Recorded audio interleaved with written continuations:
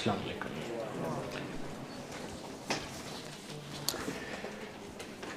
So let's continue with the neurology. आज हमारे पास headache के अलावा एक और इम्पॉर्टेंट कंप्लेन है और देखते हैं कि जब उस कंप्लेन के साथ कोई प्रेजेंट करता है तो how you are going to approach that case.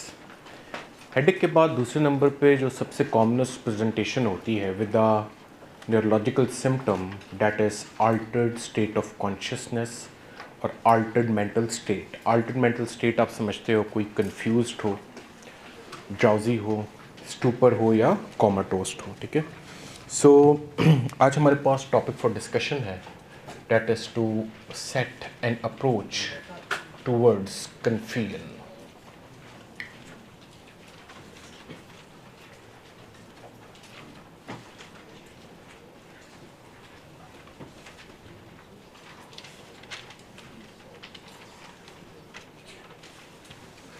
सो बात स्टार्ट करते हैं विद द कन्फ्यूजन। कन्फ्यूजन का जहाँ तक ताल्लुक़ है, जब भी कोई पेशेंट आपके पास अल्टर्ड मेंटल स्टेट या कन्फ्यूजन के साथ प्रेजेंट करेगा,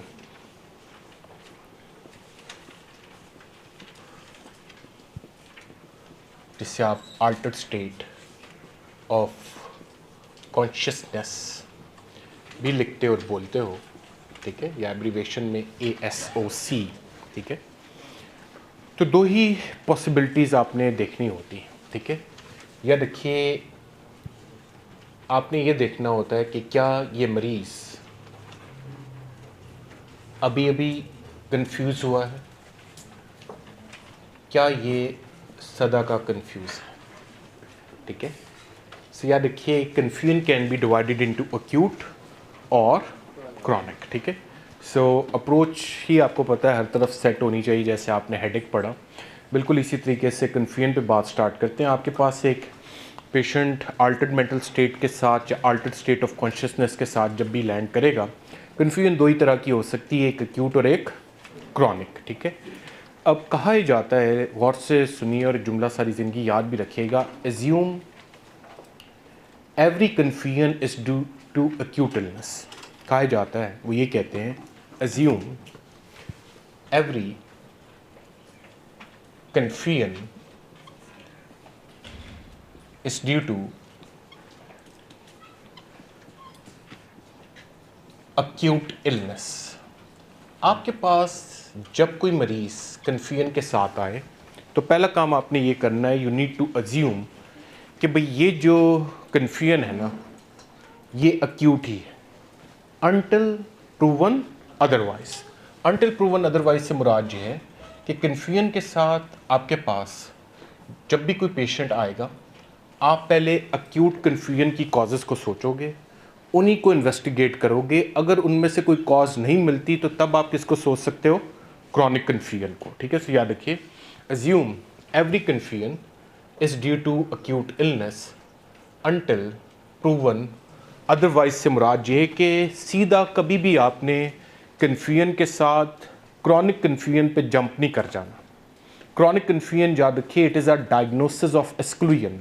it is a diagnosis of exclusion. Diagnosis of exclusion, हम उस डायग्नोसिस को बोलते हैं जिस तक पहुंचने के लिए पहले हमें कुछ और एक्सक्लूड करने की ज़रूरत पड़े। तो याद रखिए, कन्फ्यूजन के साथ हमेशा आपने पहले एक्यूट कन्फ्यूजन को ही सोचना, उसकी तमाम कॉजेज़ को इन्वेस्टिगेट करना है। अगर कोई कॉज नहीं मिलती तो हाँ, तब सोचा जा सकता है कि क्रॉनिक कन्फ्यूजन, ठीक है।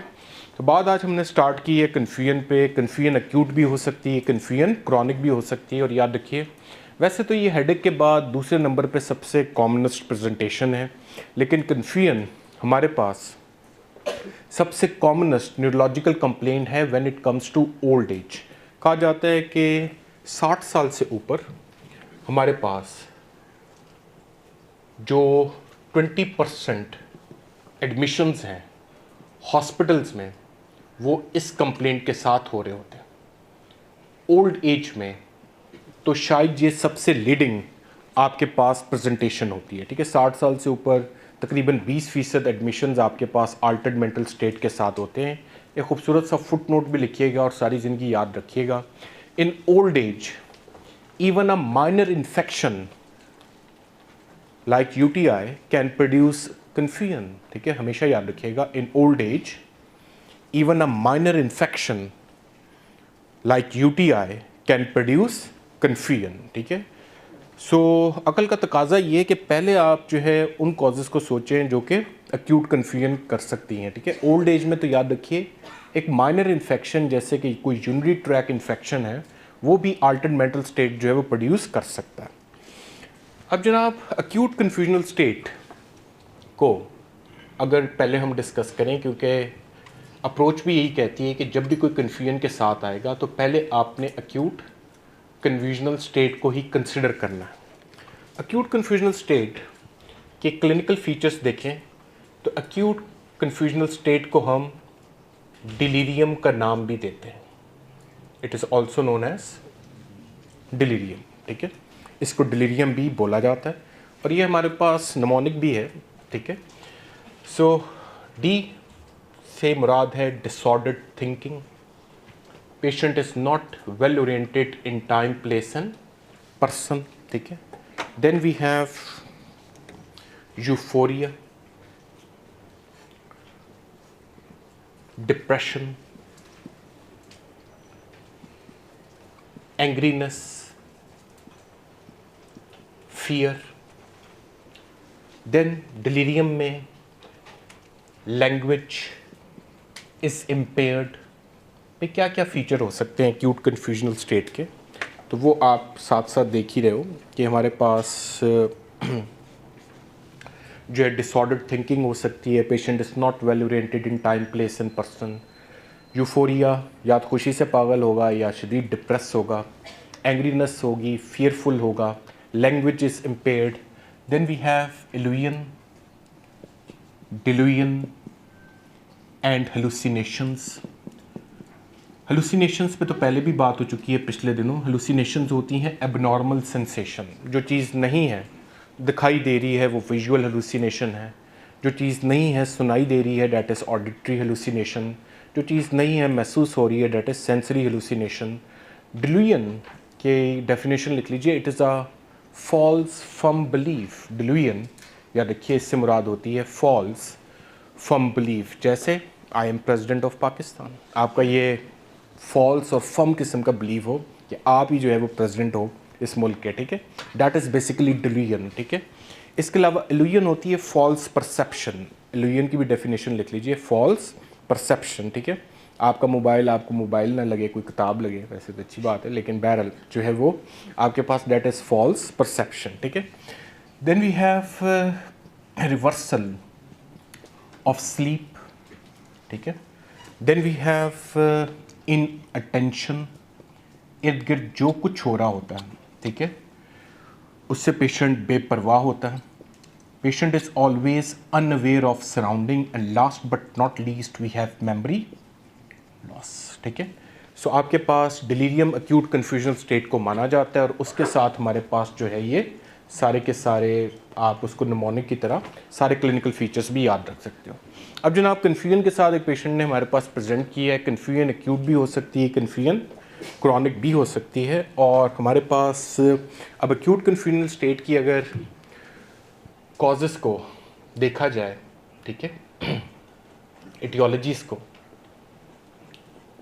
सो उसमें हमारे पास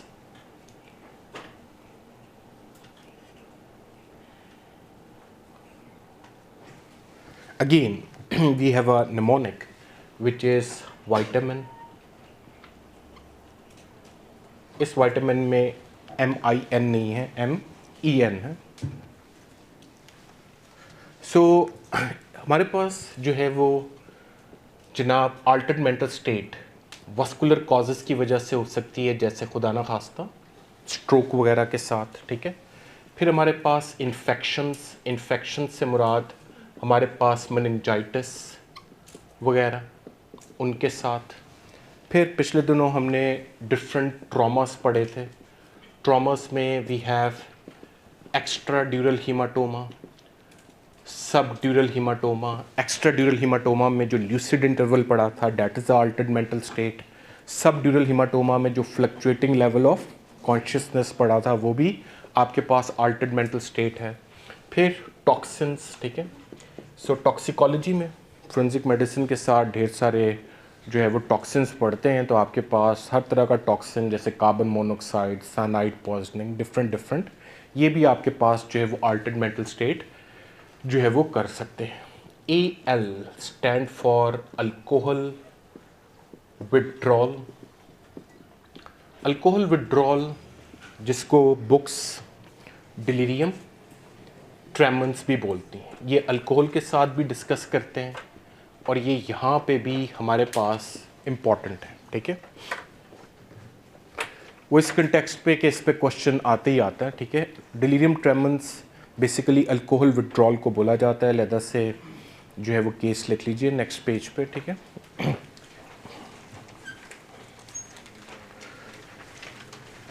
31-year-old motorcyclist, 31-year-old motorcyclist, 31-year-old motorcyclist on 3rd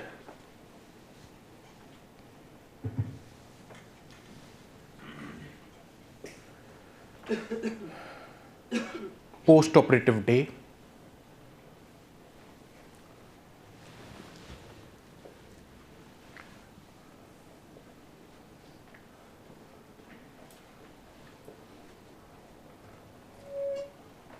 for fracture of femur, for fracture of femur after RTA, after road traffic accident,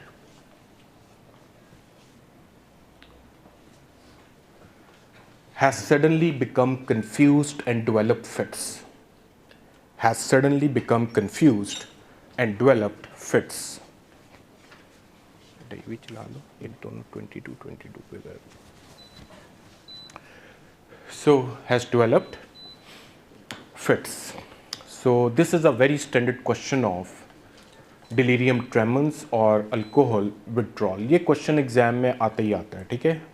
पते की बात आपने ये याद रखनी है कि कोई भी आपका हॉस्पिटल एडमिटेड पेशेंट 48 घंटे गुजरने के बाद बिल्कुल ठीक चल रहा हो, अगर अचानक से कंफ्यूज हो जाए और फिट्स वगैरह डेवलप कर ले, तो सबसे पहला ख्याल ही किसका आना चाहिए आपके पास? डिलीरियम ट्रेमेंस का। यहाँ पे स्टोरी ये है कि आपके पास एक रोड ट्रैफिक एक्सीडेंट के साथ बंदा आया, अल्कोहलिक वो था, लेकिन जब वो आपके पास फ्रैक्चर के साथ एडमिट हुआ, आपने उससे एडमिट करने के बाद खूब खिदमत की, उसका ऑपरेशन किया, उसे एंटीबायोटिक दिए, उसे आपने एनाल्जेसिक दिए, लेकिन आपने उसे अल्कोहल तो नहीं दी, ठीक है। तो होगा ये कि जब 48 घंटे गुजर जाएंगे और उसे अल्कोहल नहीं मिलेगी, तो उसके पास जो है वो क्या चीज़ डेवलप होने का चांस होता है? अल्कोहल विड्रॉल, ठीक है। तो बिल्कुल इसी से मिलता जुलता क्वेश्चन जो है वो आपको मैं अक्सर और भी लिखवाता रहता हूँ कि जी 45-year-old male admitted with myocardial infarction on 3rd post operative day has develop fits, ठीक है, एंड बिकम्स कन्फ्यूज्ड।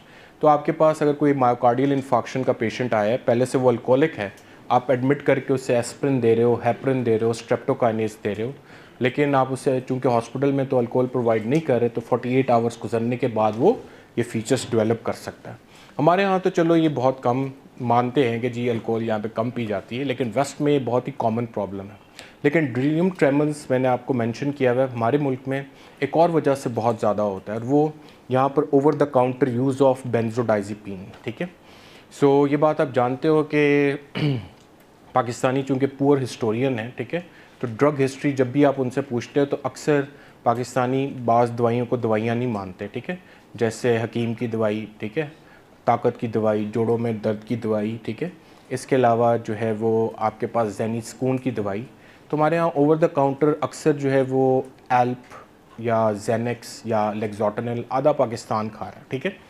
सो आपने एक अस्थमा का पेशेंट एडमिट किया, 2-3 दिन आपने खूब खिदमत की उसकी, उसका अस्थमा आपने बिल्कुल ठीक कर दिया, लेकिन तीसरे दिन वो अचानक से अगर कंफ्यूज्ड हो जाए और फिट्स डेवलप कर ले, तो याद रखिए ये फिनोमेना हमारे पास जो है वो बेंजोडाइज़ेपिन विड्रॉल की वजह से भी आ सकता है, या बेंजोडाइज़ेपिन्स के अलावा बारबिट्यूरेट्स और इस तरह के जो न्यूरोट्रॉपिक एजेंट्स हैं, ठीक है। सो ये चीज़ आपने हमेशा ध्यान में रखनी है कि कोई भी हॉस्पिटल एडमिटेड पेशेंट अपनी बीमारी के हिसाब से ठीक चल रहा हो, लेकिन तीसरे दिन अचानक से अगर कंफ्यूज्ड हो जाए और फिट्स वगैरह डेवलप कर ले, तो that is basically a case of delirium ट्रेमेंस। जनाब इसके अलावा हमारे पास जो है वो ऑटोइम्यून डिजीज़, इसके अलावा वी हैव ऑटोइम्यून डिजीज़, ठीक है, जैसे SLE। SLE में जिस्म में हर जगह पे हमारे पास इम्यून कॉम्प्लेक्सेस डिपॉजिट हो रहे होते हैं, तो ब्रेन में भी डिपॉजिट होते हैं। इस फिनोमेना को नाम दिया जाता है एस ल्यूपस सेरिब्राइटस, ठीक है, उसमें, ठीक है। अच्छा, वजूहात तो काफ़ी ज़्यादा हैं, लेकिन आपने याद रखनी है कि सबसे इम्पॉर्टेंट कॉज दुनिया भर में अल्टर्ड मेंटल स्टेट की है, डैट इज़ हाइपोग्लाइसीमिया। वजूहात तो बहुत ज़्यादा हैं, लेकिन आपको पता है क्वेश्चन एक ही चीज़ पे आता है, ठीक है। तो ये क्वेश्चन तो आपके पास एग्ज़ाम में कॉमन है ही है कि जी 60 साल का बंदा अल्टर्ड मेंटल स्टेट के साथ आपके पास आया है, फर्स्ट लाइन इन्वेस्टिगेशन क्या होनी चाहिए।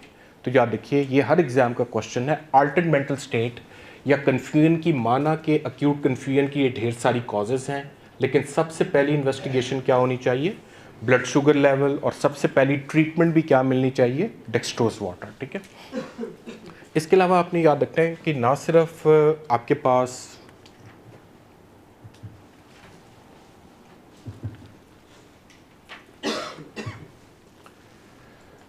आपके पास जो है वो हाइपोग्लाइसीमिया, बल्कि हाइपरग्लाइसेमिक स्टेट्स जो होती हैं, जैसे diabetic ketoacidosis, hyper osmolar non ketotic coma, इसके अलावा रीनल फेलियर, लिवर फेलियर, आप सब ने टर्म सुन रखी हैं, हेपेटिक एन्सेफलोपैथी और यूरिमिक एन्सेफलोपैथी। इसके अलावा हमारे पास इलेक्ट्रोलाइट इम्बैलेंस में सोडियम कम या ज़्यादा हो या कैल्शियम कम या ज़्यादा हो। बेटा माइक की सेटिंग करो, सही नहीं है, जोर पर। सो हमारे पास जो है वो डायबिटिक कीटोएसिडोसिस, हॉन्क आप समझते हो, hyper osmolar non ketotic coma, ये दोनों हाइपरग्लाइसेमिक स्टेट्स हैं, ठीक है। इसके अलावा we have renal failure, we have liver failure, we have hypo और hypernatraemia, hypo and hypercalcaemia वगैरह। इसके अलावा वी हैव एपिलेप्सी, और last but not least we have neoplasms. Neoplasm से मुराद है ट्यूमर वगैरह या कोई स्पेस ऑक्युपाइंग लीजन जैसे ब्रेन एब्सेस वगैरह, ठीक है, इनके साथ। ये हमारे पास जनाब जो है वो तमाम कॉजेज़ हैं किसकी, अक्यूट कन्फ्यूजन की, ठीक है। आज हमने बात स्टार्ट की है कन्फ्यूजन के साथ, और कन्फ्यूजन में आपने याद रखना है कि हर कन्फ्यूजन को पहले आपने अक्यूट मानना है।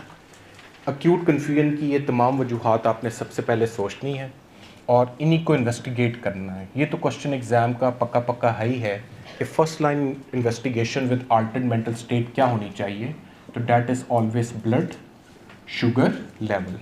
ये क्वेश्चन हर एग्ज़ाम में आना ही आना है, ठीक है।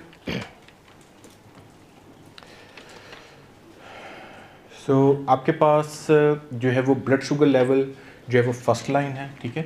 इफ़ इट इज़ नॉर्मल, अगर ये हमारे पास नॉर्मल हो तो देन फिर आप बाकी इन्वेस्टिगेशंस जो हैं वो कर सकते हो, ठीक है। उसमें आप इन्फेक्शंस के लिए कंप्लीट ब्लड काउंट, फिर LFTs, RFTs के कहीं रीनल फेलियर तो नहीं है, कहीं लिवर फेलियर तो नहीं है।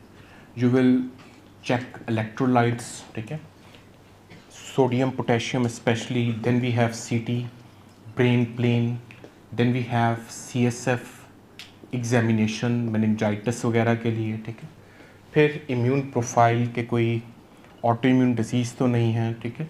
और लास्ट बट नॉट लीस्ट आपने ब्लड टॉक्सिकोलॉजी भी यहाँ पर करनी है। First line investigation will be blood sugar level, और उसके बाद जो है वो बाकी इन्वेस्टिगेशंस आप यहाँ पे करोगे, ठीक है।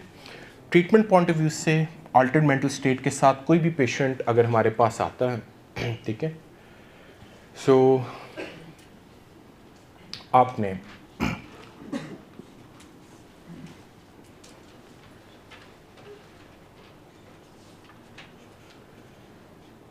यहाँ पर जो है वो फर्स्ट लाइन ड्रग याद रखनी है, ठीक है, that is injection 50% dextrose water 50 ml IV stat.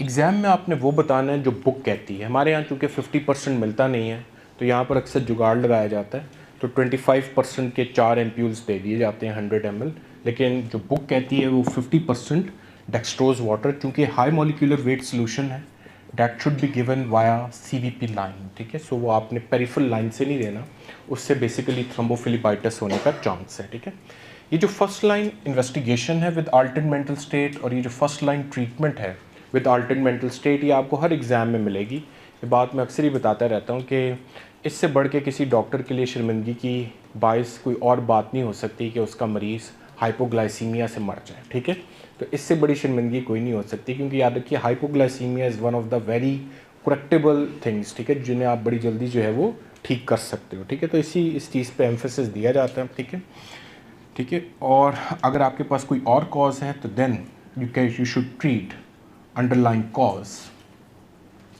अगर कोई मेनिंजाइटिस है, ठीक है, इफ़ एनी अदर। सो जनाब, अर्ज़ ये है कि कोई कन्फ्यूजन के साथ जब हमारे पास आएगा तो कन्फ्यूजन माना कि एक्यूट होती है और क्रॉनिक होती है। ठीक है, और उसमें आपने जो है वो याद रखना है कि पहले आपने एक्यूट कन्फ्यूजन को ही कंसिडर करना है।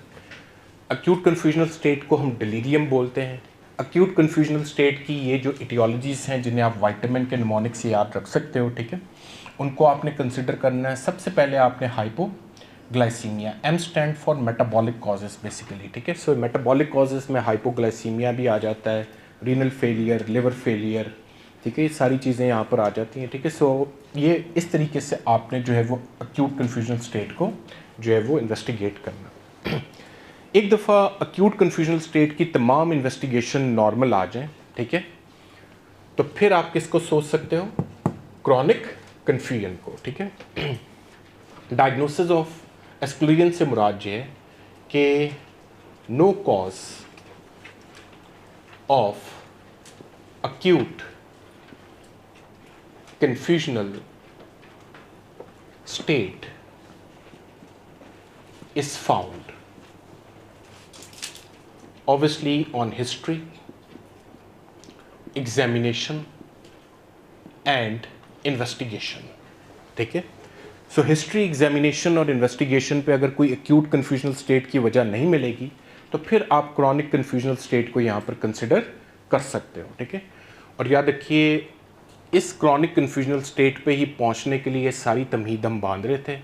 एक्यूट कन्फ्यूजनल स्टेट को जहाँ हमने कहा कि इसको हम डिलीरियम, तो आज की जो मेन डिस्कशन है जिसके लिए अब तक हम तमहीद बांध रहे थे, chronic confusional state is famously known as dementia. ठीक है, तो आज की जो मेन डिस्कशन है वो है डेमेंशिया, लेकिन डेमेंशिया तक ऐसे ही नहीं पहुंच सकते। ठीक है, याद रखिए डेमेंशिया के लिए ज़रूरी है कि पहले आप एक्यूट कन्फ्यूजनल स्टेट को कंसिडर करें, उसकी तमाम कॉजेज़ सोचें, उनको हिस्ट्री, एग्जामिनेशन और इन्वेस्टिगेशन पे रूल आउट करें। कोई कॉज नहीं मिलती तो फिर आप कह सकते हैं कि हाँ ये डेमेंशिया हो सकता है। याद रखिए पहली स्टेटमेंट जो आपके जहनों में हमेशा रहनी चाहिए वो ये कि assume every confusion is due to acute illness until proven otherwise. अब जनाब आते हैं डिमेंशिया के ऊपर। Dementia is defined as it is progressive decline of cognitive functions, it is progressive decline of cognitive functions, intellect, along with memory loss. So cognitive functions पे पहले भी बात हो चुकी है, ये आपके हायर मेंटल स्किल्स हैं, सोचने समझने, ठीक है। सो बहुत सारी की सारी हाई मेंटल स्किल्स हैं। सो आपके पास प्रोग्रेसिव डिक्लाइन हो कॉग्निटिव फंक्शंस का, इंटेलेक्ट का और साथ में किस चीज़ का, मेमोरी का, तो दैट इज़ बेसिकली डेमेंशिया। अब डेमेंशिया पे बात की जाए तो आगे से फर्दर अगर, ठीक है, पहले तो कन्फ्यूजन के साथ कोई आएगा तो सबसे पहले हम एक्यूट कन्फ्यूजनल स्टेट को सोचेंगे, उसको हम जो है वो कंसिडर करते हुए तमाम एक्यूट कन्फ्यूजनल स्टेट की वजूहात को इन्वेस्टिगेट करेंगे, और अगर कोई कॉज नहीं मिलती तो फिर चले हम जाएंगे किस पे, क्रॉनिक कन्फ्यूजनल स्टेट पे, जिसको क्या बोला जाता है, डेमेंशिया। ठीक है, अब आगे डेमेंशिया भी आपने याद रखना है कि इसकी अगर इटियोलॉजीज देखी जाए, यहीं से बात आगे बढ़ाएंगे। डिमेंशिया की इटियोलॉजीज को आप फर्दर दो हिस्सों में डिवाइड कर लेते हैं।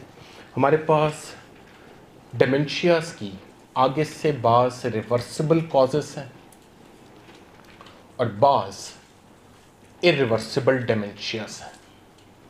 बाज रिवर्सिबल और बाज हमारे पास इरिवर्सिबल डिमेंशियाज हैं। रिवर्सिबल डिमेंशियाज में कुछ एंडोक्राइनल कॉजेस हैं, जैसे कुशिंग सिंड्रोम जब भी आप पढ़ेंगे हाई स्टेरॉइड्स की वजह से जिस्म में आप देखेंगे कि मून फेस, बफलो हम, ट्रंकल ओबेसिटी के साथ हमेशा उन्होंने साइकोसिस, डिमेंशिया, डिप्रेशन, कुशिंग का फीचर लाजमी दिया होगा। फिर रिवर्सिबल कॉजेस में हमारे पास थायराइड डिसफंक्शन, हाइपोथायराइडिज्म जब भी आप पढ़ते हैं तो साथ में mental slowness, slow thought, slow speech, ये सब कुछ जो है वो आपको हाइपोथायराइडिज्म के साथ भी मिलता है। ठीक है, फिर हमारे पास जो है वो डिफरेंट इन्फेक्शंस आ जाते हैं, जैसे न्यूरोसिफिलिस। ठीक है, न्यूरोसिफिलिस आपके पास, आपको पता है कि जब सिफिलिस प्राइमरी, सेकेंडरी, टर्शरी से होता हुआ किस में पहुंचता है, कॉटनरी में, तो न्यूरोसिफिलिस में भी साइकोसिस और डिमेंशिया आ जाता है। न्यूरोसिफिलिस जब हम पढ़ते हैं माइक्रोबायोलॉजी में, तो जो न्यूरोसिफिलिस में डिमेंशिया होता है उसको जनरल पेरिसिस ऑफ इंसेन भी बोलते हैं। इंसेन मीन पागल। ठीक है, सो आपके पास जो है वो यहाँ पर आ सकता है। फिर आपके पास HIV के साथ एक और हमारे पास बैक्टीरिया है सिफिलिस के ग्रुप का, ठीक है, जिन्हें थिन वॉल्ड बैक्टीरिया या स्पैरोचीट्स बोलते हैं, डेट इज बोरीलिया। उसके साथ लाइम्स डिजीज़ होती है। ठीक है, ये भी एक इम्पॉर्टेंट इन्फेक्शन है। ठीक है, सो ये सारे हम माइक्रोबायोलॉजी में डिटेल में डिस्कस करते हैं। इसके अलावा एक पैरासिटिक इन्फेक्शन है cysticercosis, caused by taenia solium and taenia saginata.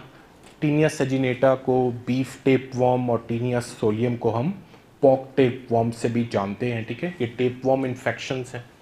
फिर हमारे पास एक बहुत ही रेयर ग्राम पॉजिटिव बैक्टीरिया है जो कि मैल एब्जॉर्प्शन भी करता है और साथ में मल्टी सिस्टम इन्वॉल्वमेंट भी होती है, डेट इज विपल्स डिजीज। ठीक है, intestinal macrophages are filled with PAS positive और पीरियोडिक एसिड शिफ्ट बैक्टीरियाज। इसका जिक्र मैल एब्जॉर्प्शन के साथ भी आता है। ठीक है, फिर हमारे पास जो है वो यहाँ पर जो है वो डिफरेंट तरह की न्यूट्रिशनल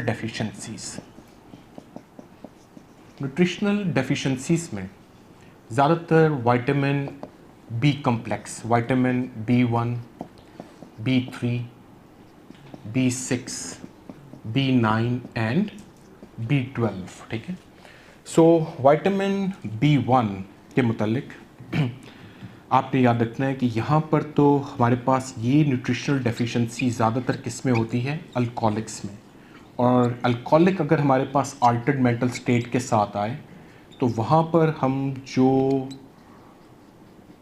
वजह हमेशा सोचते हैं that is due to vitamin B1 और थायमिन डेफिशिएंसी, जिसे उर्फ़ आम में हम सब क्या नाम देते हैं, एज वर्निकीज एनसेफेलोपैथी। ठीक है, जिसको हम वर्निकीज एनसेफेलोपैथी का नाम देते हैं। ठीक है, सो विटामिन B3 भी, ठीक है, उसको आप सब फेमसली जानते हो विद द नेम ऑफ, ठीक है, 3Ds, diarrhoea, dermatitis and dementia. ठीक है, एग्जाम में आने वाला क्वेश्चन है। ठीक है, सो आपको पता है कि हमारे पास पिलाग्रा में निकोटिनिक एसिड या विटामिन B3 की वजह से 3D होते हैं, एक डायरिया, एक डर्मेटाइटिस और एक we have dementia.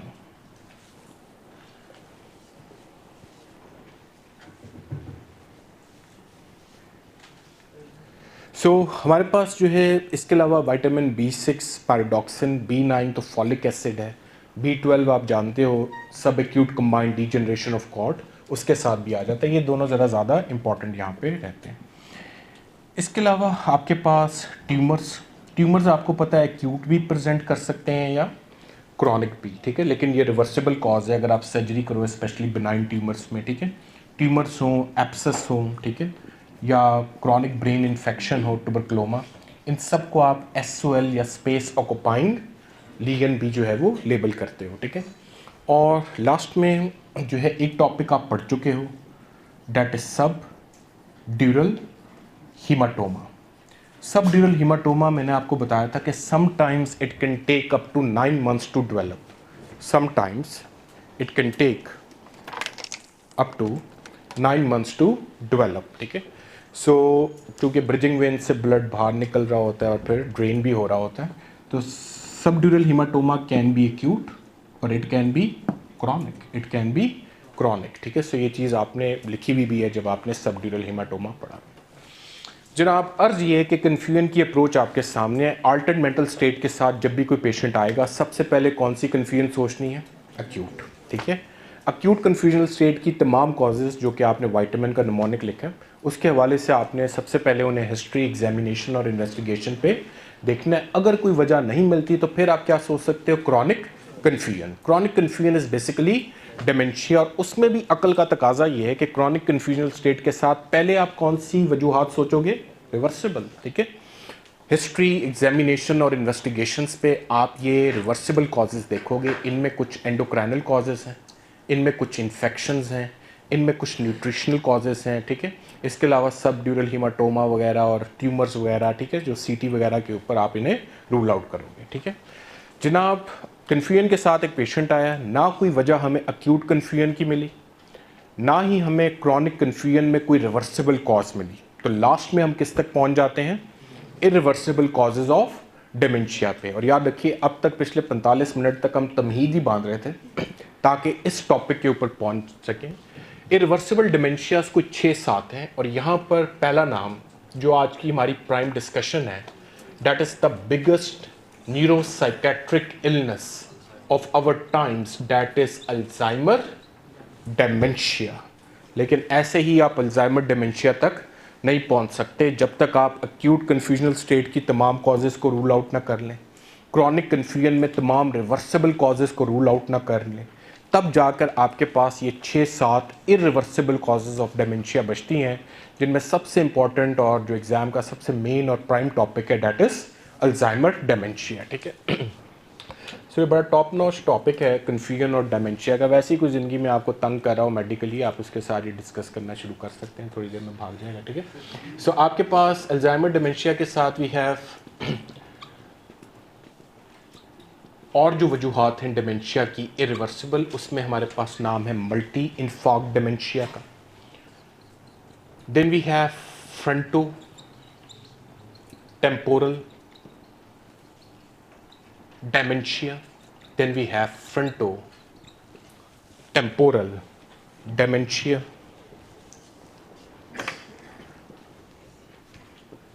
then we have Lewy body dementia, then we have Huntington's Korea. सारी एग्जाम के MCQs हैं, ठीक है। इसके अलावा वी हैव CJD, अभी एब्रीवेशंस लिख लीजिए, आगे पूरा लिख लेंगे, क्रुड्सफेल्ड जैकब्स डिजीज, CJD, ठीक है। और last but not least we have normal pressure hydrocephalus, normal pressure hydrocephalus. CJD stand for Creutzfeldt Jakob's disease. तो भाई ये 7 के करीब हमारे पास इरिवर्सिबल डिमेंशिया है। अल्जाइमर सबने नाम सुन रखा है, इसके अलावा और डिमेंशियाज में मल्टी इन्फॉर्क्ड डिमेंशिया होता है। Then we have frontotemporal dementia, then we have Lewy body dementia, then Huntington's chorea, then we have Creutzfeldt Jakob disease and normal pressure hydrocephalus, ठीक है। तो याद रखिए हर प्रॉब्लम की तरफ आपकी अप्रोच ठीक होनी चाहिए। कन्फ्यूजन के साथ ये आपकी अप्रोच है जिसमें आपने याद रखना है कि every confusion is due to acute illness until proven otherwise. तरीका वारदात जो आपका होना चाहिए कन्फ्यूजन के साथ वो ये कि जब भी कोई मरीज़ आप कन्फ्यूजन के साथ रिसीव करेंगे तो पहले आपने उसको अक्यूट कन्फ्यूजन ही समझना है। डिलीरियम के क्या फ़ीचर्स होते हैं वो आपने देखे, ठीक है, क्या वजूहात हो सकती हैं वो आपने देखी। लीडिंग कॉज हमेशा अल्टर्ड मेंटल स्टेट की हाइपोग्लाइसीमिया जहन में रहनी चाहिए। फर्स्ट लाइन इन्वेस्टिगेशन हमेशा ब्लड शुगर लेवल होनी चाहिए। कहा जाता है ब्लड शुगर लेवल नहीं चेक कर सकते 50% डेक्सट्रोज वाटर आपने तब भी देना ही देना है as a first line investigation, ठीक है। बहरहाल एक्यूट कन्फ्यूजन स्टेट की कोई वजह नहीं मिलती तो फिर आप क्रॉनिक कन्फ्यूजन को सोच सकते हो और उसमें भी पहले आपने रिवर्सिबल कॉजेज़ को कंसिडर करना है। एंडोक्राइनल, इन्फेक्शंस, न्यूट्रिशनल कॉजेज़ वगैरह, स्पेस ऑक्यूपाइंग लीजन्स वगैरह, ठीक है। और कभी कभार सबड्यूरल हीमाटोमा भी क्रॉनिक हो सकता है। ये वजूहात भी ना मिले तो फिर आप किस पे पहुंच सकते हो, इरिवर्सिबल कॉजेज़ ऑफ डिमेंशिया पे, जिसमें ये 7 टॉप नॉच किस्म के टॉपिक्स हैं। बहरहाल बात स्टार्ट करते हैं with the Alzheimer's dementia.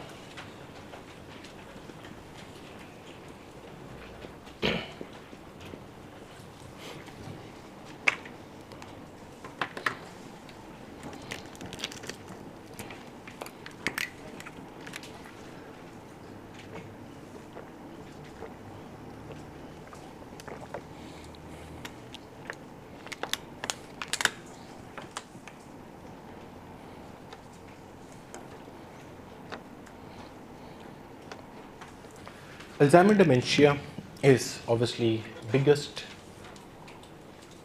neuropsychiatric disorder of our times। हमारे वक्तों का सबसे बड़ा न्यूरोसाइकेट्रिक डिसऑर्डर माना जाता है। सो हमारे मुल्क में तो न्यूरोलॉजिस्ट अलहदा होता है और साइकेट्रिस्ट अलहदा होता है, लेकिन अमेरिकन आपको पता है सबसे एडवांस कॉम है, वहाँ पे न्यूरोसाइकेट्री का बोर्ड एक ही होता है क्योंकि न्यूरोलॉजिकल प्रॉब्लम और साइकेट्री के प्रॉब्लम एक दूसरे के साथ काफ़ी इंटरमिंगल कर रहे होते हैं, ठीक है। सो यहाँ पर न्यूरोलॉजिकल प्रॉब्लम्स भी आते हैं और हमारे पास साइकेट्रिक प्रॉब्लम्स भी यहाँ पर मौजूद हैं। अब हमारे पास जो है वो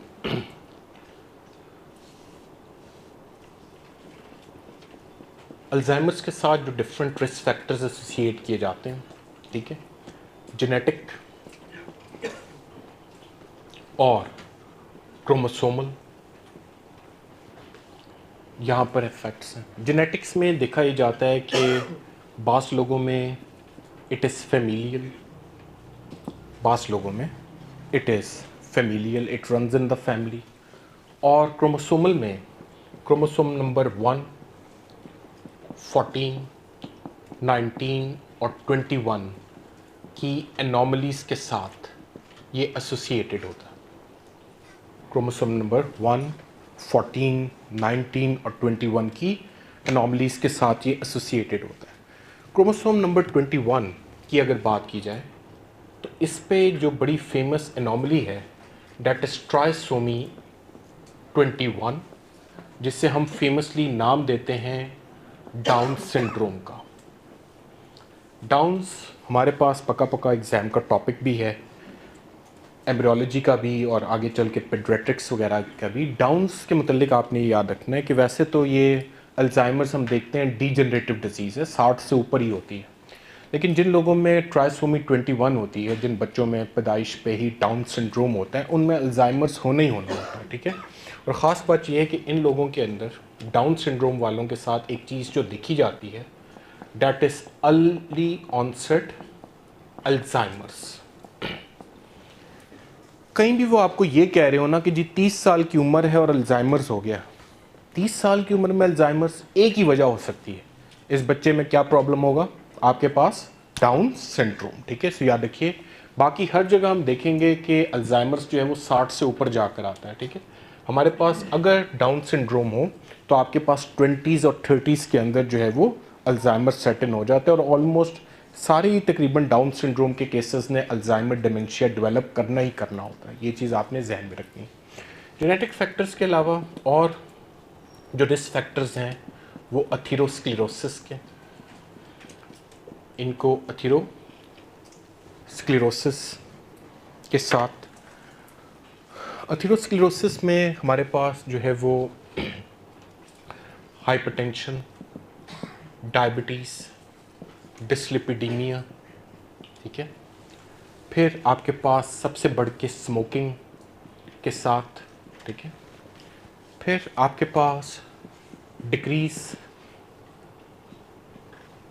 कॉग्निटिव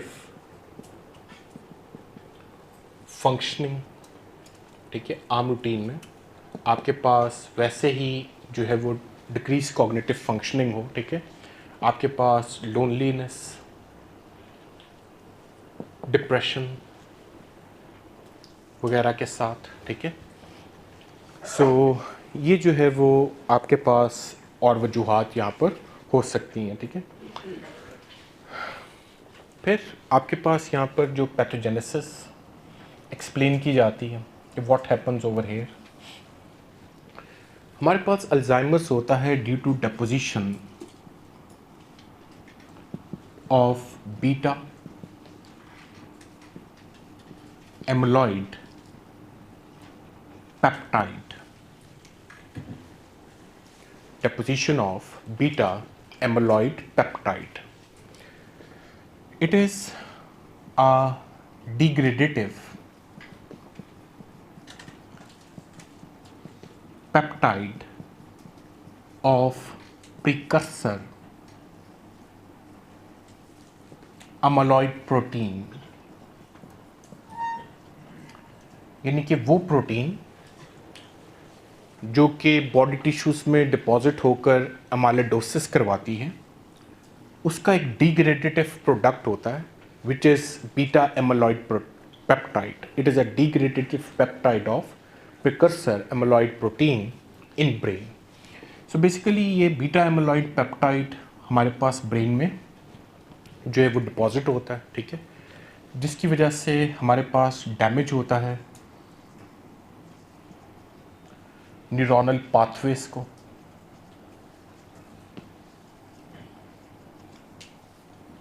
ठीक है. आपके पास न्यूरोनल पाथवेज जो है स्पेशली मेमोरी पाथवे वगैरह, ठीक है. इसके अलावा आपके पास लॉस होता है न्यूरोट्रांसमीटर्स का. There is loss of neurotransmitters. Neurotransmitters में सबसे ज़्यादा जिस एक्साइटेटरी न्यूरोट्रांसमीटर की शामत आती है that is basically acetyl choline. That is basically acetyl choline.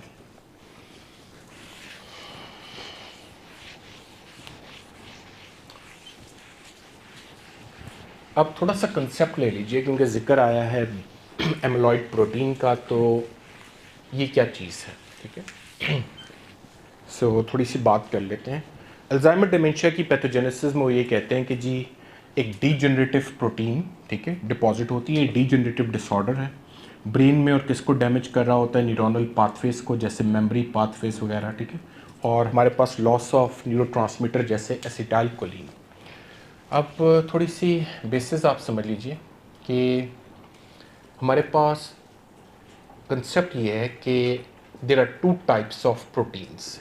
जब आप बायोकेमिस्ट्री पढ़ते हैं, ठीक है, तो डॉक्टर अब्बास आपको ये बताते हैं कि स्ट्रक्चरली दो तरह की प्रोटीन्स होती हैं. एक को अल्फ़ा प्लेटेड प्रोटीन्स माना जाता है और दूसरा बीटा प्लेटेड प्रोटीन्स है. स्ट्रक्चर पॉइंट ऑफ व्यू से दो तरह की प्रोटीन्स होती हैं, एक अल्फ़ा प्लेटेड और एक बीटा प्लेटेड प्रोटीन्स, ठीक है.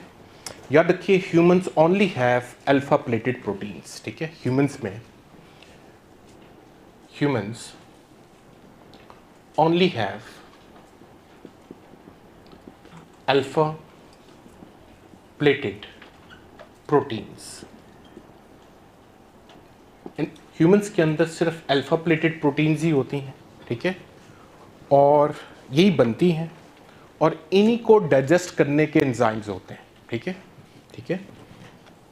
and have enzymes to digest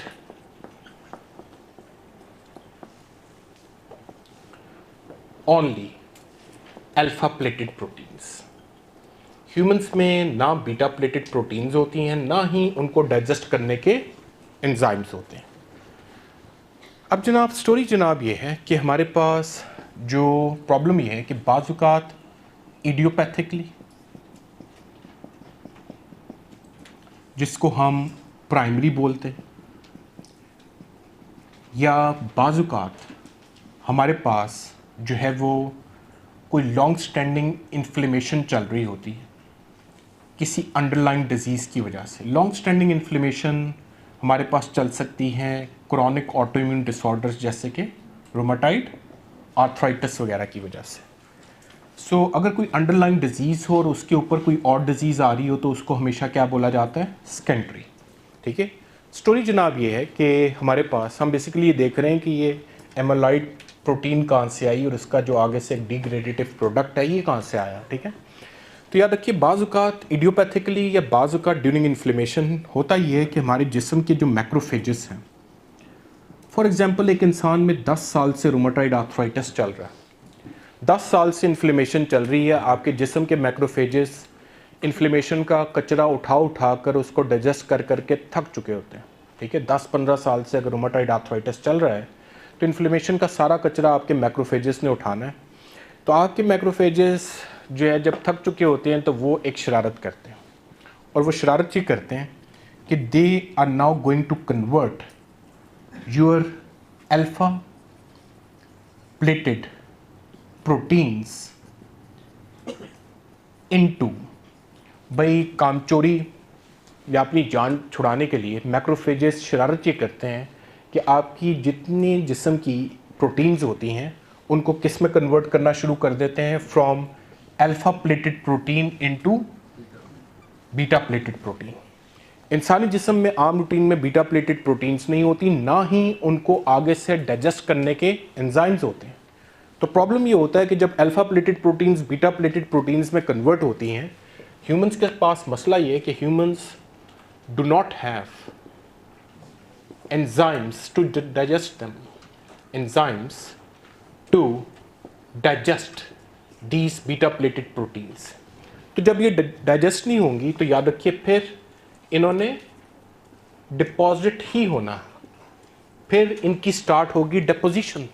they will deposit in various body tissues and organs, they will deposit in body tissues and organs.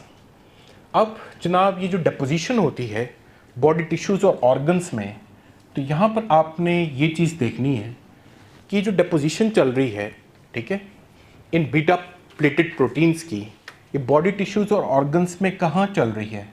In between sales या with in sales. भाई जिस भी organ में deposit हो रहे हैं, फॉर एग्जांपल हार्ट में deposit हो रहे हैं, आपके पास ब्रेन में डिपॉजिट हो रहे हैं, किडनीज में डिपॉजिट हो रहे हैं, तो ये जो बीटा प्लेटेड प्रोटीन्स जब डिपॉजिट हो रहे हैं तो क्या दो सेल्स के दरमियान डिपॉजिट हो रहे हैं? इन बिटवीन सेल्स आपको पता है कि उस जगह को हम वैसे ही क्या नाम देते हैं? इंटरस्टिशियम। अगर तो आपके पास इन बिटवीन सेल्स ये बीटा प्लेटेड प्रोटीन्स डिपॉजिट हो रही होती हैं तो तब इन बीटा प्लेटेड प्रोटीन्स को हम नाम देते हैं एमाइलॉइड प्रोटीन्स, और जो बीमारी है उसको नाम देते हैं एज अमाइलोइडोसिस। अभी प्रेसिडेंट परवेज़ मुशर्रफ का भी उसी से इंतकाल हुआ। ठीक है। सो आपके पास जो है वो अमाइलोइडोसिस बेसिकली ये है। ठीक है। सो आपके पास अमाइलोइडोसिस के अंदर यही beta pleated proteins they start depositing with in between the cells in various body tissues and organs. ठीक है। और याद रखिए इसी एमाइलॉइड प्रोटीन का आगे से एक डिग्रेडेटिव पेप्टाइड कहाँ पे डिपॉजिट होता है? ब्रेन में। और वो ब्रेन में किसको डैमेज कर रहा होता है? न्यूरोनल पाथवेज को, मेमोरी पाथवेज, आपके पास जो कॉग्निटिव सिस्टम जितना है उसको डैमेज कर रहा होता है। और किसका लॉस हो रहा होता है? न्यूरो ट्रांसमीटर्स का। ठीक है।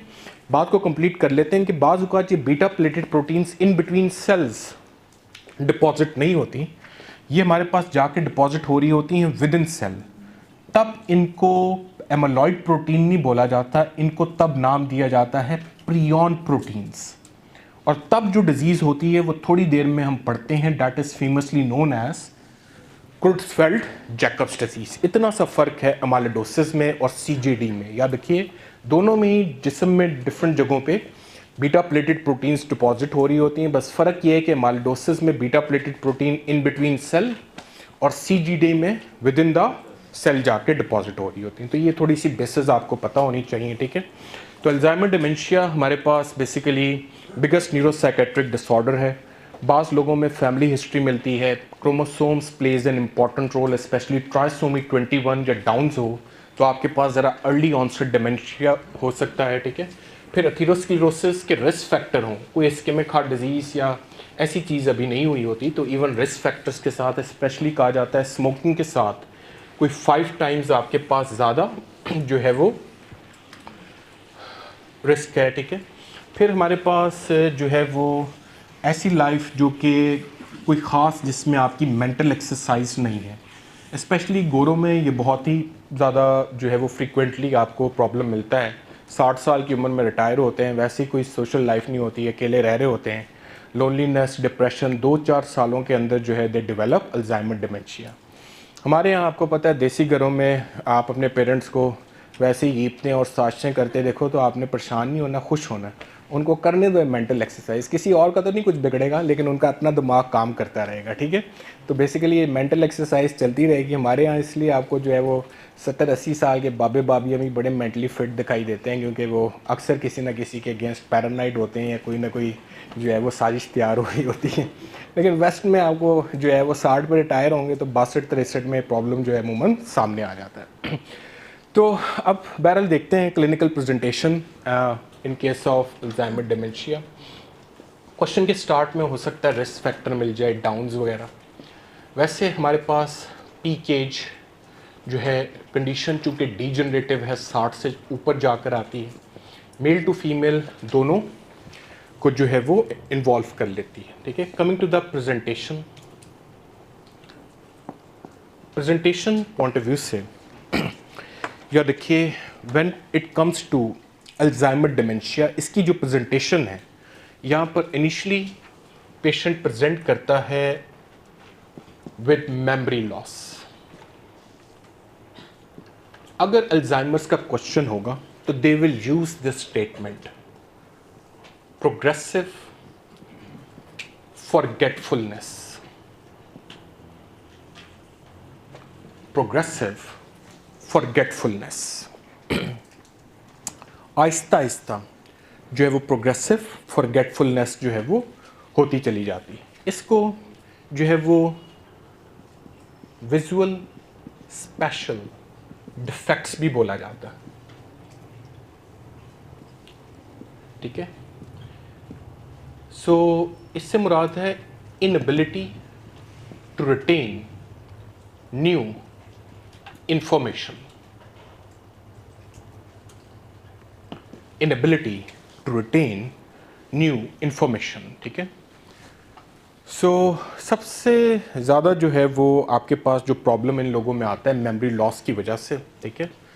दे simply get lost very easily,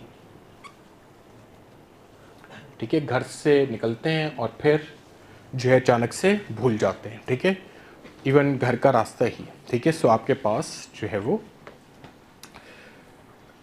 जो नई इन्फॉर्मेशन आना शुरू होती है अल्जाइमर्स के साथ ऑनसेट होते साथ वो रिटेन नहीं कर पाते, ठीक है। सो आपके पास क्वेश्चन एग्जाम में कुछ ऐसे आएगा, by the end of the day exam में केस आना है तो केस लिखते हैं, ठीक है। लिखिए 65-year-old male, a 65-year-old male is brought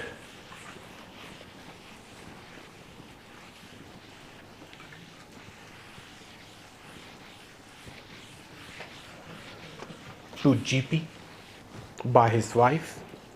65-year-old male is brought to GP, general practitioner,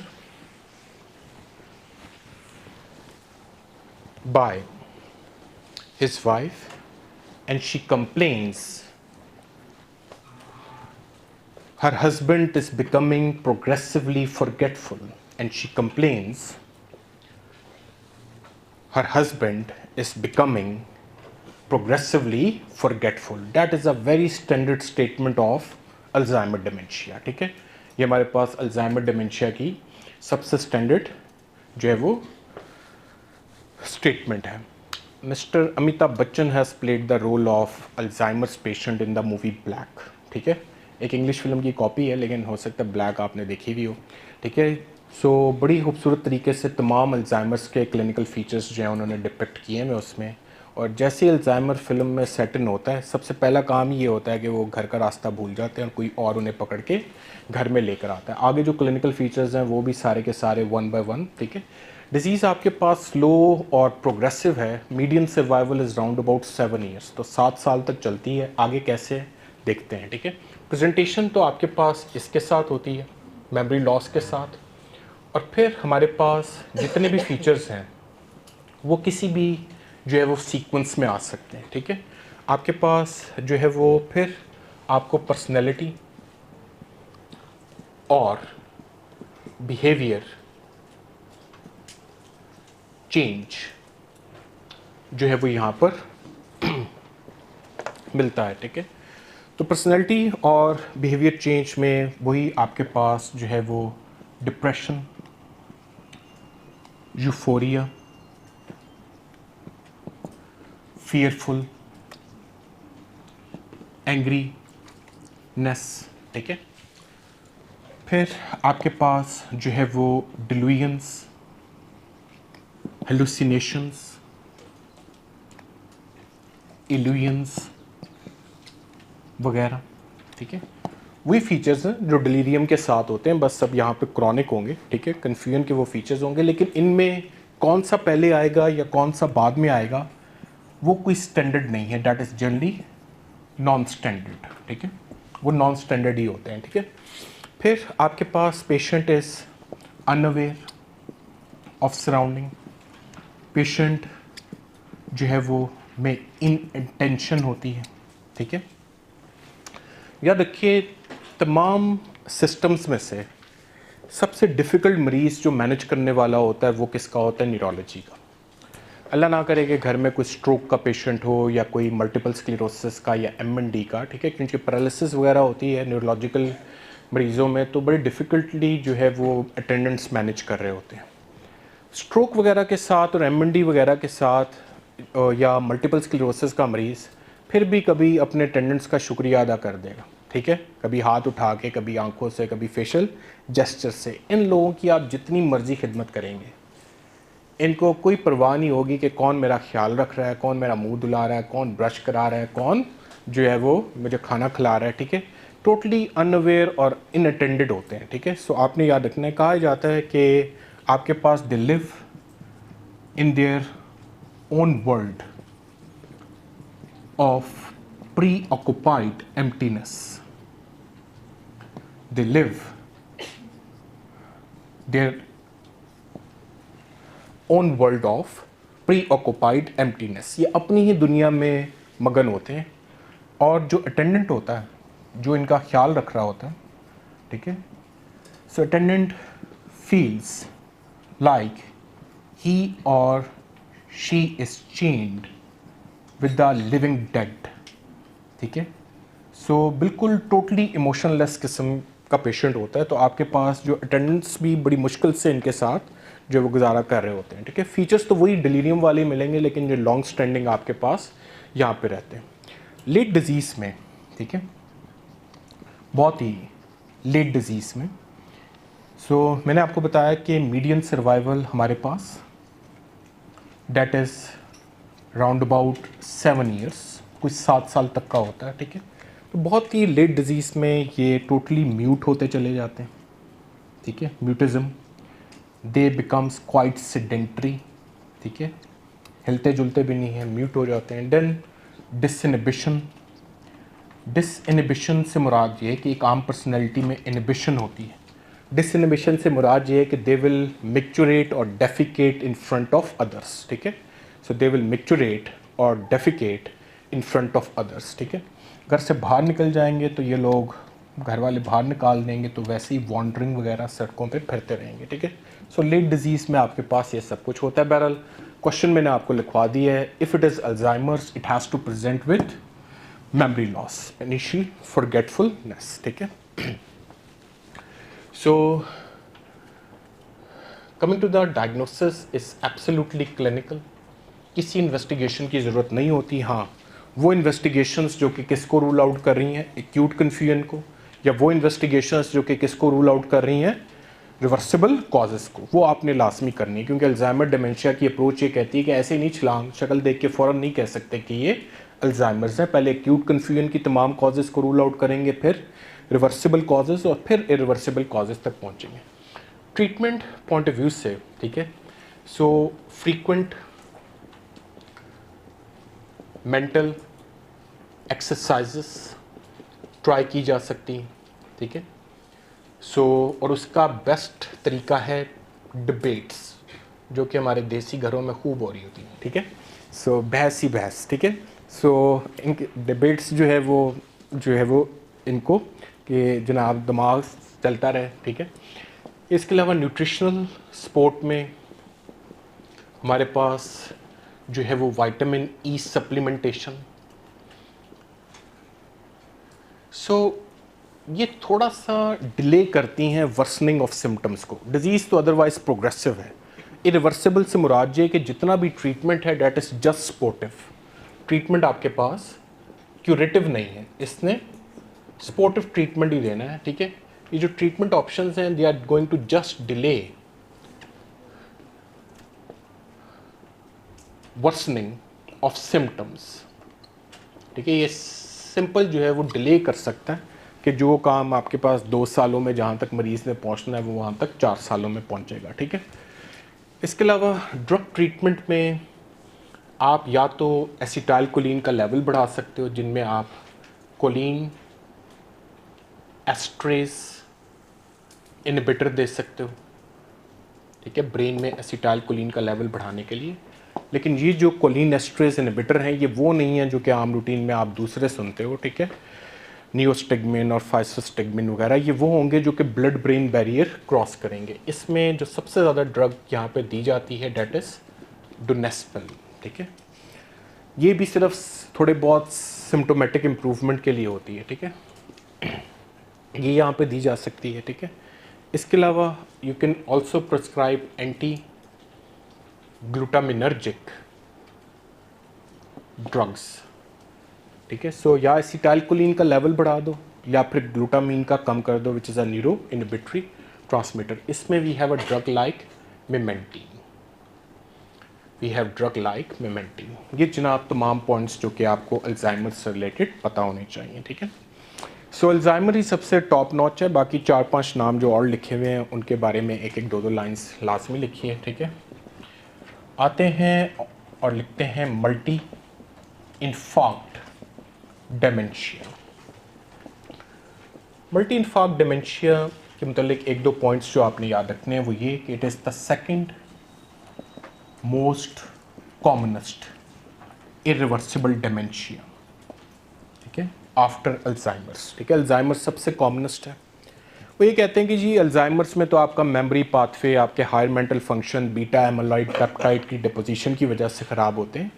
यहाँ पर ये सारा काम उस इंसान में भी हो सकता है जिसमें बार बार क्या हो रहे हों, स्ट्रोक, ठीक है, मल्टीपल सीवीए और स्ट्रोक। आपके पास मल्टीपल सीवीए के साथ अगर कोई डिमेंशिया डेवलप कर रहा है तो बड़ा आसान है उससे पिक करना। वो कहते हैं जी आपका मेमोरी सेंटर, आपका बिहेवियर सेंटर, आपका पर्सनैलिटी सेंटर स्ट्रोक वगैरह की वजह से भी तो डैमेज हो सकता है ना। तो 2-3 स्ट्रोक हो चुके हो आपके पास, ठीक है, और उसके साथ अगर डिमेंशिया होगा तो वो मल्टी इन्फार्क्ट डिमेंशिया होगा। केस लिखते हैं और बात ख़त्म कीजिए। लिखिए 71 year old female, diabetic and hypertensive,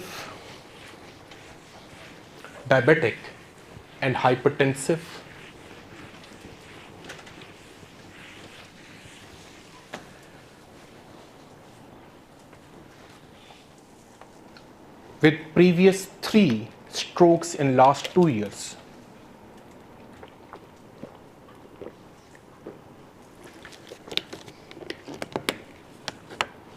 with previous 3 strokes in last 2 years has presented with behavior change, cognitive impairment, 71-year-old female, diabetic and hypertensive, with 3 strokes in last 2 years has presented with behavior change, cognitive impairment and memory loss. Question खुद चीखें मार मार के बता रहा है कि मैं किसका केस हूँ, मल्टी इन्फार्क्ट डेमेंशिया का। 2-3 स्ट्रोक्स की आपके पास हिस्ट्री यहाँ पर लाजमी होगी, आसान है, इसमें कोई मुश्किल नहीं है। फिर तीसरा हमारे पास नाम था fronto temporal dementia. Fronto temporal dementia जिसको हम पिक्स डिजीज भी बोलते हैं, फ्रंटो टेम्पोरल डेमेंशिया जिसको पिक्स डिजीज भी बोला जाता है, ठीक है। सो याद रखिए ये भी एक डिजेनरेटिव हमारे पास डिसऑर्डर है और क्लिनिकली इसकी जो प्रेजेंटेशन है वो बिल्कुल ऑपोजिट है अल्जाइमर्स से, ठीक है। इसकी जो प्रेजेंटेशन होती है वो अल्जाइमर्स से ऑपोजिट है। अल्जाइमर्स होगा तो सबसे पहले क्या चीज़ से आएगी, मेमोरी। यहाँ पर आपने याद रखना है कि जब इसकी प्रेजेंटेशन होती है तो आपके पास इनिशियली यहाँ पर मेमोरी नहीं जाती, यहाँ पर पर्सनैलिटी और बिहेवियर चेंज आता है।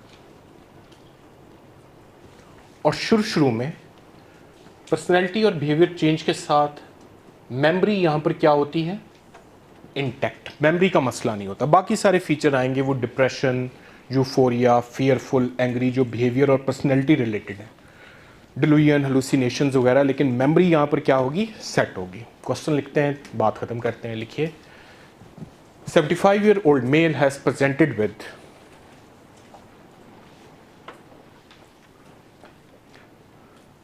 mild cognitive impairment.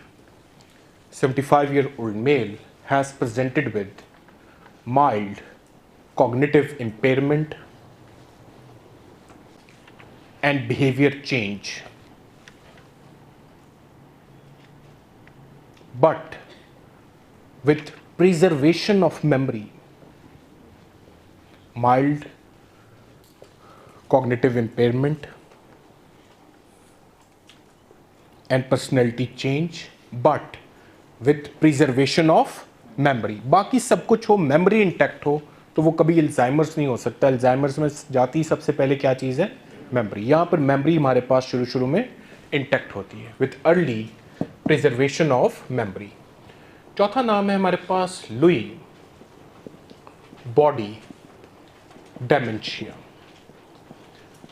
Louis body dementia आपने याद रखना है, अभी लिख लीजिए, आगे चल के टॉपिक पढ़ेंगे, आप भी इस टॉपिक से वाकिफ़ हैं। Parkinsonism, it is basically Parkinson's plus syndrome, ठीक है। सो ये पार्किंसन प्लस सिंड्रोम माना जाता है, ठीक है। पहली तो चीज़ देख लेते हैं कि लुई बॉडीज़ क्या चीज़ है। लुई बॉडीज़ आपने याद रखना है कि ये हमारे पास डीजनरेटिव, आपके पास इंट्रा साइटोप्लाज्मिक,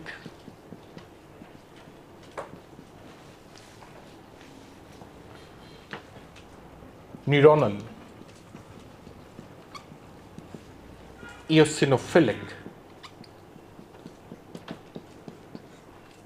बॉडीज है। कोई लुई बॉडीज का आपसे तारुफ पूछे तो आपने कहना बताता हूँ, ये भी एक डीजनरेटिव बॉडीज है। आपको पता है पार्किंसनिज्म ओल्ड एज में ही होता है, जिससे पार्किंसंस डिजीज बोलते हैं। ये बेसिकली इंट्रासाइटोप्लाज्मिक, यानी कि किसके साइटोप्लाज्म की बात हो रही है, न्यूरॉन्स, और उनके साइटोप्लाज्म में कौन सा कलर लेती हैं, इयोसिनोफिलिक। ये तारुफ है बेसिकली लुई बॉडीज़ का। कहा जाता है कि आपके पास ये लुई बॉडीज़ जो हैं वो बेसल गैंग्लिया में जब डिपॉजिट होती हैं तो आपके पास क्लासिकल ट्रेमर्स, रिजिडिटी और ब्रेडिकाइनेसिया के फीचर्स आते हैं, ठीक है। सो पार्किंसोनिज्म हम सब जानते हैं क्लिनिकली कैसे प्रेजेंट करता है, ट्रेमर्स, रिजिडिटी एंड ब्रेडिकाइनेसिया। कहा जाता है कि आपके पास यही लुई बॉडीज बाजुकात बेजल गैंग्लिया के अलावा कहाँ पे डिपॉजिट होना शुरू हो जाती हैं? मेमोरी सेंटर, बिहेवियर सेंटर, जिसे आप लिम्बिक सिस्टम बोलते हो। तो साथ में हमारे पास अगर पार्किंसोनिज्म के साथ डिमेंशिया आ जाए, ठीक है, तो उस चीज़ को क्या बोला जाता है? Louis body dementia. याद रखिए पार्किंसोनिज्म हम बड़ी तसल्ली से चंद दिनों में पढ़ेंगे। याद रखिए आम रूटीन की जो सादी पार्किंसंस डिजीज़ होती है ना, डिमेंशिया उसका फीचर नहीं है। आप जितने भी पार्किंसोनिज्म के मरीज़ देखोगे, कोई भी बाबा या बाबी जितना मर्जी हिल रहा हो, पार्किंसन डिजीज़ की वजह से वो मेंटली फिट होता है। याद रखिए आम रूटीन की, गौर से सुनिए, सादी पार्किंसन डिजीज़ का फीचर डिमेंशिया नहीं है। अगर वो आपको ये बता रहे हैं कि ट्रेमर्स है, रिजिडिटी है, ब्रेडिकाइनेसिया और साथ में डिमेंशिया है, ये आम रूटीन की सादी पार्किंसन डिजीज़ नहीं है। It is a Parkinson plus syndrome, it is basically Louis body dementia. ठीक है, तो क्वेश्चन लिखते हैं और बात को ख़त्म करते हैं। ठीक है, सो बहुत ही अर्ली ऑनसेट डिमेंशिया होता है। केस लिखते हैं, लिखिए 63-year-old female, 63-year-old female has presented with tremors at rest, 63-year-old female has presented with tremors at rest, rigidity and bradykinesia, rigidity and bradykinesia, along with personality change,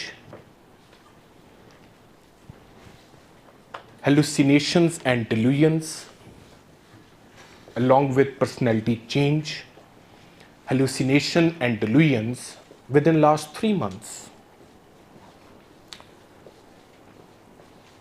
Tremors at rest, rigidity and bradykinesia, along with personality change, hallucinations and delusions within last 3 months. तो याद रखिए आम routine की सादी Parkinson disease में personality change, hallucinations, delusions नहीं होती। आम रूटीन की जो सादी पार्किंसन डिजीज़ है उसमें लुई बॉडी सिर्फ किसको डैमेज कर रही होती हैं? बेजल गैंग्लिया को। सिर्फ मूवमेंट डिसऑर्डर होता है, आपके पास डिमेंशिया के फीचर नहीं होते। अगर तो डिमेंशिया के फीचर्स आना शुरू हो जाएं तो वो एक पार्किंसन प्लस सिंड्रोम है, जिसे लुई बॉडी डिमेंशिया बोला जाता है। या आगे चल के पार्किंसनिज्म के साथ भी दोबारा भी टच करेंगे। हंटिंगटन कोरिया जनाब, इसको देखते हैं। ये एक ऑटोसोमल डोमिनेंट जेनेटिक डिसऑर्डर है, क्रोमोसोम नंबर 4 का इंपॉर्टेंट कंडीशन है न्यूरोलॉजी पॉइंट ऑफ व्यू से। ठीक है, लेकिन आपको पता होना चाहिए कौन सा टॉपिक कहाँ पे फिट इन होता है, वो किस चीज़ का डिफरेंशियल है। ये हमारे पास एक ऐसा ऑटोसोमल डोमिनेंट जेनेटिक डिसऑर्डर है। जीन जो यहाँ पे ख़राब होता है वो माइलिन प्रोटीन का ही जीन होता है, जिसकी वजह से लेटर ऑन एट्रोफी होना शुरू होती है सेरिब्रल कॉर्टेक्स की। ठीक है, और साथ में यहाँ पर भी बेजल गैंग्लिया इन्वॉल्व हो जाते हैं। न्यूरोएनाटमी से जुमला आपके जहनों में हमेशा है कि जब जब बेजल गैंग्लिया इन्वॉल्व होते हैं there is always a movement disorder. ठीक है, तो हंटिंगटन्स कोरिया भी नाम ही बता रहा है, Korea stand for dance like movement. यहाँ पर आपके पास जो है वो सेरिब्रल कॉर्टेक्स भी इफेक्टेड होता है और यहाँ पर आपके पास बेजल गैंग्लिया भी इफेक्टेड होते हैं। चूँकि ये जेनेटिक डिसऑर्डर है, याद रखिए पहला कैच पॉइंट ये है कि डिजीज़ आ जाती है 30s में या 40s में। बाकी जितने डिमेंशियाज आप पढ़ रहे हो, Alzheimer's, multi infarct, Pick's disease, Lewy body dementia, सारे 60 से ऊपर है। हाँ, अल्जाइमर उस वक्त जल्दी आ सकता है जब सिर्फ और सिर्फ कौन सा प्रॉब्लम हो? Down syndrome. डाउन सिंड्रोम ना हो और 30 साल की उम्र में डिमेंशिया हो, फिर एक और पॉसिबिलिटी। डाउन्स ना हो और 30 साल की उम्र में डिमेंशिया हो तो फिर एक और पॉसिबिलिटी, एक ऑटोसोमल डोमिनेंट जेनेटिक डिसऑर्डर हो सकता है, डेट इज हंटिंगटन्स कोरिया। ये आपके पास चूँकि जेनेटिक है तो जल्दी आ जाता है। ठीक है, सो आपके पास यहाँ पर इंसीडियस ऑनसेट जो है वो यहाँ पर पहले डांस लाइक मूवमेंट स्टार्ट होती हैं, कोरिया। उसके बाद कोरिया के बाद पेशेंट डेमेंशिया डेवलप करता है, ठीक है। इसके अलावा फिट्स और सीजर, और उसके बाद यहाँ पर क्या हो जाती है, डेथ। यहाँ पर हमारे पास जो है वो डेथ यहाँ पर हो जाती है, ठीक है। सो केस लिखते हैं और बात को ख़त्म करते हैं, ठीक है। लिखिए, 33-year-old male has presented with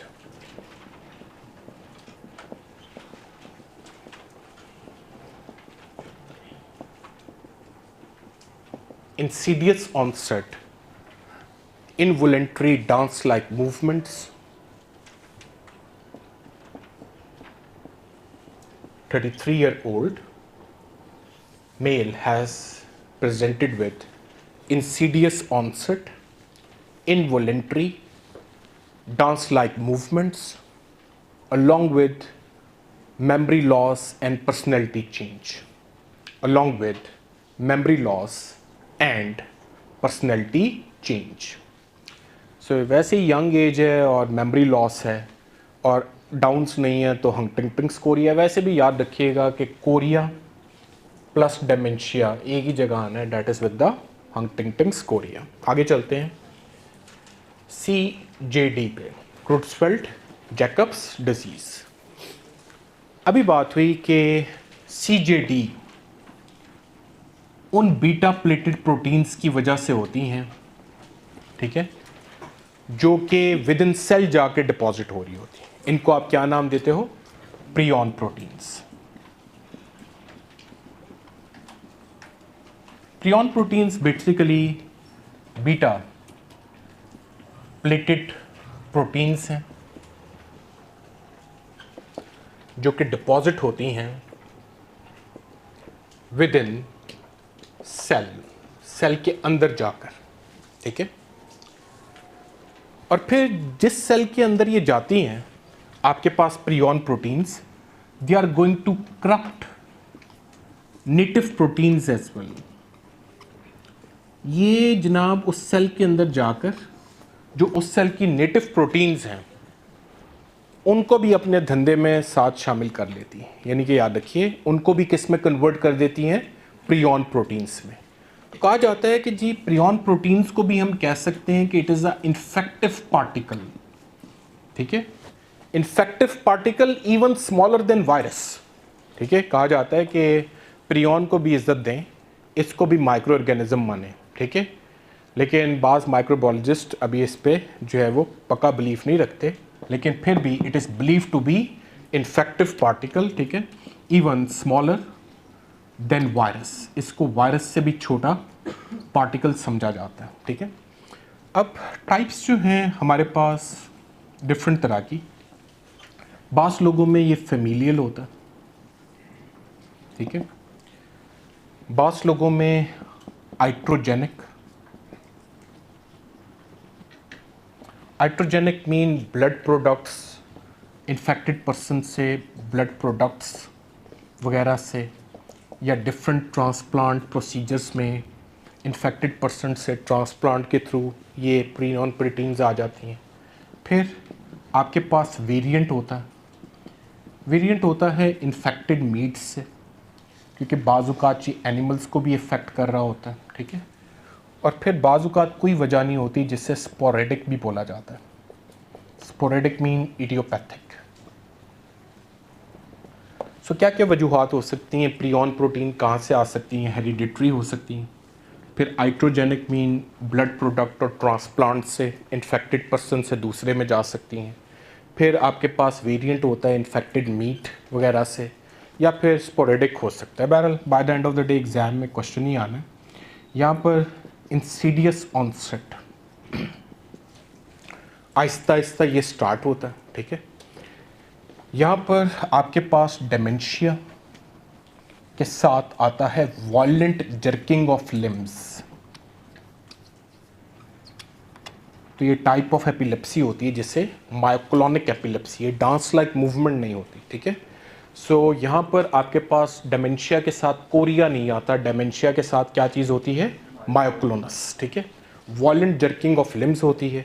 साथ में हमारे पास visual disturbances, vertical gaze palsy वगैरह भी आती है। ये भी आपको कहीं और सुनने को नहीं मिलेगा, ठीक है।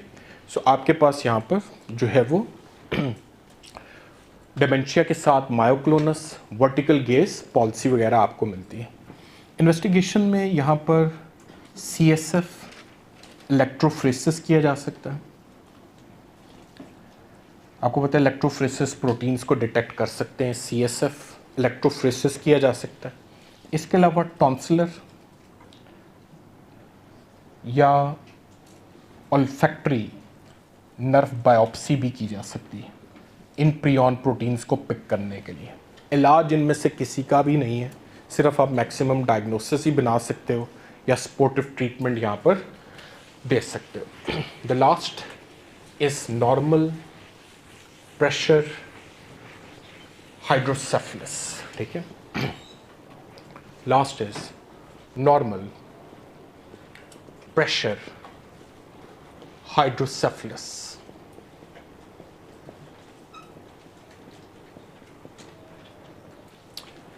सो नॉर्मल प्रेशर हाइड्रोसेफलस हमारे पास, इसमें हमारे पास डायलेटेड वेंट्रिकल्स तो होते हैं ड्यू टू एक्सेसिव CSF, लेकिन प्रेशर नॉर्मल ऐसे दिखाई देता है कि हाँ वेंट्रिकल्स तो बड़े बड़े होंगे, लेकिन ब्रेन के अंदर इंट्राक्रेनियल प्रेशर नॉर्मल ऐसे होता है कि जो सल्काए और गराए हैं वो आपको CT पे नॉर्मल दिखाई दे रहे होते हैं। तो आप कहते हो कि हाँ हाइड्रोसेफलस तो है, लेकिन आपके पास प्रेशर जो है इंट्राक्रेनियल प्रेशर वो यहाँ पर रेस्ड नहीं है।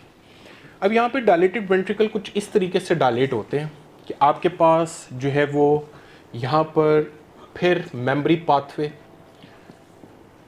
आपके पास जो है वो बिहेवियर और पर्सनैलिटी सेंटर डैमेज होते हैं, डिमेंशिया तो आता है। साथ में आपके पास यहाँ पर ब्लैडर एरिया डैमेज होता है। We do get over here urinary incontinence, और साथ में तीसरी चीज़ जो है वो लेग एरिया डैमेज होता है, जिसकी वजह से एटेक्सिया होता है या गेट डिस्टर्बेंसेस आती हैं। So it is a tried of 3 things. Normal pressure hydrocephalus के साथ मेमोरी और बिहेवियर सेंटर डैमेज होने के अलावा आपके पास एक तो ब्लैडर एरिया डैमेज हो जाता है, दूसरा लेग एरिया डैमेज हो जाता है। It's a tried of dementia, urinary incontinence and ataxia. यहाँ पर आपने याद रखना है कि कभी कभार शंट्स कैन हेल्प। किन शंट्स की बात करें, पहले भी बात की थी, VP शंट्स वगैरह, ठीक है। तो बाज़ बुक्स आप देखोगे कि इनको नॉर्मल प्रेशर हाइड्रोसेफलस को रिवर्सिबल कॉजेज़ में भी लिखती हैं, रिवर्सिबल कॉजेज़ में भी लिखती हैं। वैसे ज़्यादातर फ़र्क नहीं पड़ता, इसी वजह से ज़्यादातर ये इरिवर्सिबल कॉजेज़ में लिखा हुआ मिलता है, ठीक है। तो जनाब ये है कन्फ्यूजन। 3-4 मोटी मोटी बातें हमेशा जहन में रखिएगा। अल्टर्ड मेंटल स्टेट के साथ जब भी कोई हमारे पास आएगा, सबसे पहले हम एक्यूट कन्फ्यूजन सोचेंगे, उसकी तमाम कॉजेज़ को कंसिडर करेंगे, हिस्ट्री एग्जामिनेशन इन्वेस्टिगेशन पे उनको रूल आउट करेंगे। कोई कॉज नहीं मिलती तो क्रॉनिक कन्फ्यूजन सोचेंगे which is dementia. Chronic confusion में पहले रिवर्सिबल कॉजेज़ को देखेंगे, एंडोक्राइनल कॉजेज़ हैं, क्रॉनिक इन्फेक्शंस हैं, न्यूट्रिशनल कॉजेज़ हैं, कोई स्पेस ऑक्यूपाइंग लीजन है, कोई नहीं मिलती तो फिर हम इरिवर्सिबल डिमेंशिया सोच सकते हैं। इरिवर्सिबल डिमेंशिया में क्या देखना है, ये देखना है कि अगर प्रोग्रेसिव फॉरगेटफुलनेस है पहले और बाद में पर्सनैलिटी चेंज है, that is a case of Alzheimer's. 2-3 stroke हुए हैं, उसके साथ डिमेंशिया है, that is multi infarct dementia. आपके पास अभी पर्सनैलिटी चेंज और बिहेवियर चेंज है लेकिन मेमोरी इंटैक्ट है, डैट इज़ फ्रंटोटेम्पोरल डिमेंशिया और पिक्स डिजीज़। ट्रेमर्स, रिजिडिटी और ब्रेडिकाइनेसिया, पार्किंसोनिज्म के साथ डिमेंशिया है, that is a case of Louis body dementia. Korea plus dementia है, that is Huntington's Korea. Dementia के साथ मायोक्लोनिक एपिलेप्सी है, साथ में विजुअल डिस्टर्बेंसेस हैं, वर्टिकल गेज पॉलिसी है, डैट इज़ क्रुट्सफेल्ड जैकब्स डिजीज़, और जहाँ पर डिमेंशिया के साथ यूरिनरी इनकॉन्टिनेंस और आपके पास गेट डिस्टर्बेंसेस हैं, that is normal pressure hydrocephalus. Thank you very much, thank you.